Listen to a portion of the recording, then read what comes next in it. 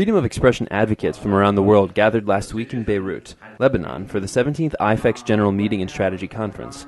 The world's largest network of free expression organizations, Ifex has 95 member organizations whose collective mission is to protect freedom of expression. Ifex was founded in 1992 by a group of freedom of expression organizations who wanted to create a coordinated network to better monitor and campaign against violations of freedom of expression around the world.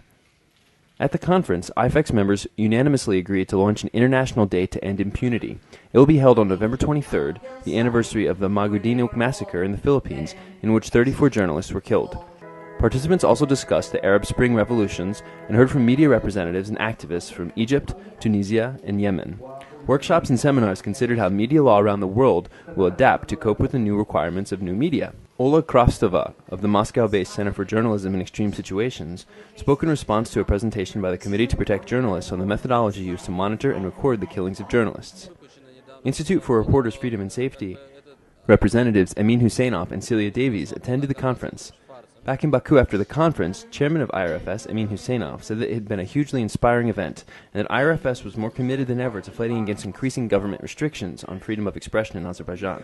Azerbaijan has seen a recent clampdown by authorities in the wake of the Arab Spring and the Facebook activism by Azerbaijani youths. Azerbaijani prisons currently hold over 30 media representatives and activists.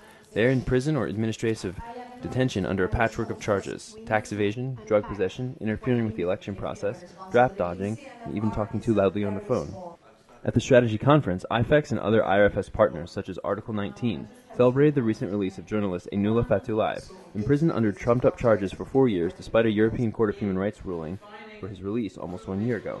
IRFS and partner organizations discussed the future of freedom of expression in Azerbaijan and how it might be affected by last month's Eurovision victory, which has brought the country into the international spotlight. Husseinov told Objective TV that he was very grateful to Ifex for giving IRFS the opportunity to meet with other regional and international groups to share strategies and establish key partnerships.